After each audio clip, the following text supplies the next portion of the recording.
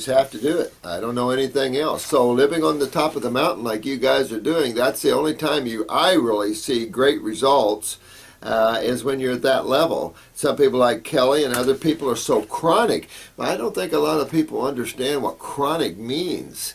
And this is a long-standing genetic and toxicity issue. And it can be pretty bad. You saw the lady with the black tongue. I saw her in here yesterday, and there's no more black tongue. Black tongue. So, I mean, there's just, and her symptoms are going away. She's doing quite well. And it's a process. You guys that have the stamina and the spirituality to deal with this, God bless you. You know, you're doing really well. But I think it's because we're as a team here, and I like to consider us all as a team.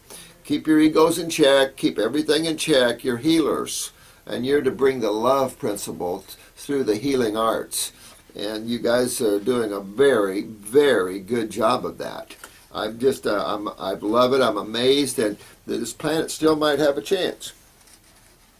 Good to see you, Dr. Morse. Good to see you, Miss Raw Flower. That picture of yours is wild. Looking forward to learn a lot from you. Oh, thanks, honey. I appreciate it. Thanks for the comment there, and appreciate you on board here with us. Monica, I had a bad case of lymphedema and all kind of health issues, including kidney failure. Oh, then I found Dr. Moore. Oh, thanks, sweetheart. Thank you, Monica. Boy, you pulled yourself out of it, sweetheart. Good job. But you see, this sort of problem is everywhere. Everywhere. And when you look at the body, you know it's only a few body parts. It's not that big a deal. So it begins to really bring this into focus. You guys are so good. You've done well. I'm proud of every one of you, and I love every one of you. You've done well. Anna Maria, thank you for being on Earth. Oh, thanks, honey. Move my lips. You're a sweetheart, honey. Am searching for you since I was 14, now 32. Took me a long time. Well, welcome aboard, sweetheart. Lots of love from Romania. I'd love to get over in Romania and open up a healing center. I've been asked so many times. I've been called by this attorney over there that copied my book. So I really published my book in Romanian, and I'm really and Cyprus. Where I live, God's herbs should reach Cyprus as well as your books. Thanks. Love Awakening. Anna Maria. Yeah, pleasure, my dear one. Pleasure to have you aboard there. We love all of you guys. Vitiligo, cause and treatment. Pituitary. Get the pituitary back in a state of health. Oily scalp. There you go. Baldness right back up here. Lymph. Too much lymph up here, sweetheart. Taking off the hair. That's all acids taking off the hair. The vitiligo, of course, is right there too. That's the pituitary, so you can see you're having a lot of lymph drainage problems in the head area. So you want to fix up your bowels and get onto the kidneys and get them filtering again. And by doing all that, get your adrenals up. So by doing all that, you're going to clean this upper head area. Then all that, the hair will grow back, of course, and then you'll see your vitiligo, your skin pigmentation slowly coming back in and balancing out again. Corneal ulcers, again, acid, and this is dangerous for you. You need to get to this and get your lymph moving because you don't want to lose your cornea. UV gel for nails. Yeah, I don't know. I know the acetone and stuff. It gives you a good example. Very strong acids, you know, definitely cleaning fingernails and stuff like that. I wouldn't breathe it too much for sure. Be careful on the skin too much too. Get into everything natural. You know, everything you use and put on your skin as a woman should be natural. You should be able to eat it. You know, and enjoy that. You don't want anything on your skin that's going to be of a chemical nature. It's going to hurt you. I'd like to really promote a good, you know, some good skincare products and stuff. You'd think that, and some are really good out there, you know. But there's always one better, and there's always one, you know what I'm saying? It's like there's all kinds of levels out there. Please scream if dangerous. So many ladies are addicted to it. Definitely laser hair removal. Oh, see, I don't know, you know. Hmm. Scoliosis, more than 75 degrees, can be treated if a surgery was done and totally helpless. What created scoliosis? We've talked about this before. And scoliosis, of course, and you can also see connective tissue problems and things like this. In an acid medium, you're going to lose calcium. There's no question. You're going to see the two antacids, and I'm going to do a video on these two antacids, calcium and cholesterol. And, of course, the body has to protect itself against acids, which are cellular wastes. And of course, maybe some parasitic waste there, too. So the body builds up a lot of acids, so the lymph system has to deal with this. And, of course, that's why it's a thicker lipid-based fluid.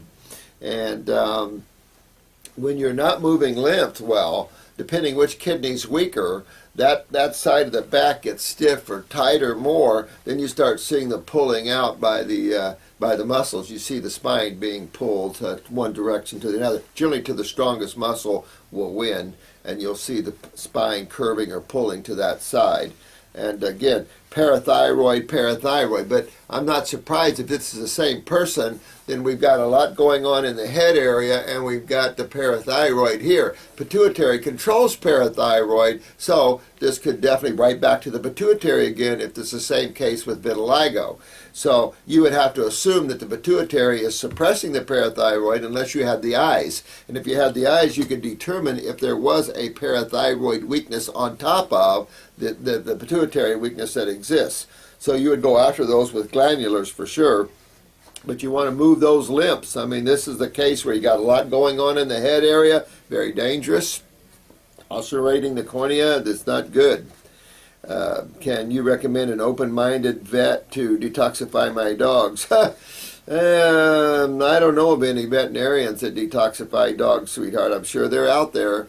But there's a lady on YouTube that helps you to do that. And, you consider a dog like a human, but more like a baby. Remember dosages. And one of the questions that I have on these tests, and you guys are kicking butt on these tests, I've already seen how well you guys do by just this training through the YouTube channel, how well you're doing on your tests and your exams. You guys are kicking some really butt there. I think I told you, Brandon Cintron aced it almost. I mean, he just really kicked butt. Don't get an ego, Brandon, but you kicked butt big time. But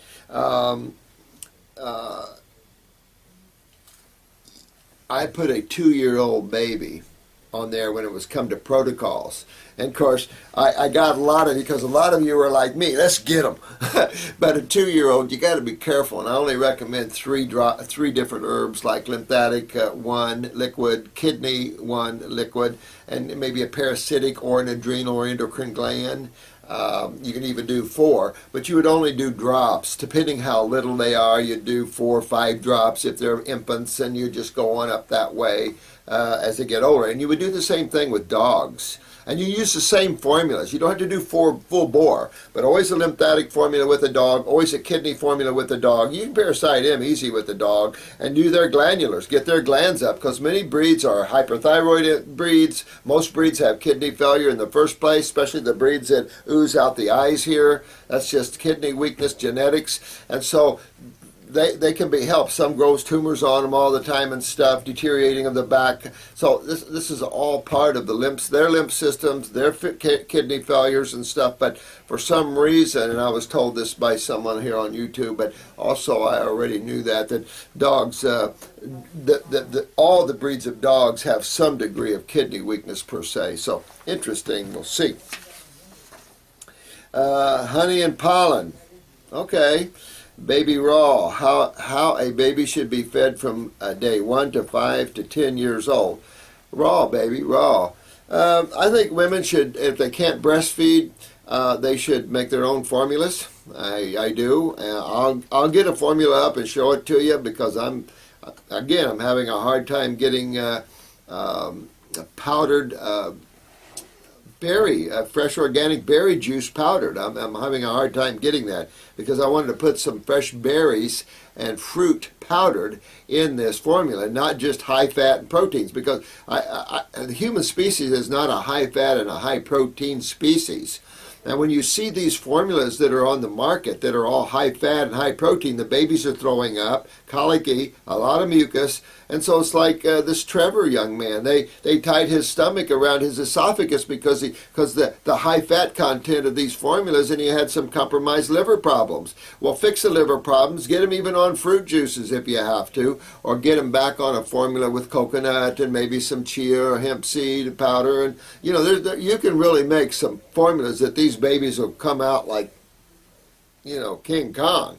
So they're just little people, and you have the same body as everyone else does. It's dosages when it comes to the herbs, though. Baby raw, baby should always be raw. I mean, there's no reason to introduce babies to cooked foods. Anybody out there that's a raw foodist, but as they get older, living in society. My younger son I raised as a fruitarian until he was about 6 to 7. Then he wanted salads, so I gave him salads. So he had salads till he was about 12, and then he started staying overnight at friends, and then got into the dead animals, the cooked foods more, and then lost him. Raw during pregnancy, absolutely raw during pregnancy, and pop the green drinks and things. Someone asked me in here about detoxifying during pregnancy. I do not recommend heavy detox during pregnancy, in the sense that if you have a weak fetus, it could, I've never seen this, but the body could abort it to get rid of it. Now, from my viewpoint, take it as you will, that would be a positive thing, in the sense that, remember, you can't kill soul. It would be very egotistical for us to assume that we could kill something like God, but we can't kill a soul. But the bodies that soul uses to express life here, I want to bring souls here to this planet and give them superior bodies. Therefore, this whole negative war, I hate you, this whole human against human experience will change, because all the other animals, you don't even see that. In very rare does one animal kill another. Now they do, and some males fight to death, but in reality it's rare. One will back down and go its own way, and that's the problem. Man just does. It's just unreal. We are way out there in our evilness toward each other, and our ability to hurt or kill each other. I just find that, and this idea of whacking someone's head off, talk about infidels. That's unreal. All of that's unreal stuff. And it's like all the worlds on this planet's gotta wake up. I don't care where you live. We just got to become one and start respecting the God in every one of us. But anyway, the pregnancy thing, I think you should eat raw. Now, you're going to detoxify eating raw, so that's just going to be the end. If you're taking herbs, a baby's going to get herbs if you're breastfeeding, no question. When it comes to survival between a mom and a fetus in terms of cancer, then I'm always from the mom side, because that soul will get another body if it gets aborted. I've had some women I've been able to pull through cancer with being pregnant, and others, not so much. Anna Marie again, Dr. Morse, on a senior beauty therapist. Oh, I am. And I just love everything. Oh, thanks, sweetheart. Actually, I love you as a whole. I love you too. Can't forget how I was nearly failing my lymphatic exam when I avoid telling them to drain or move the lymph towards the heart. Yeah. Well, follow your instinct. I mean, you're obviously a higher soul here.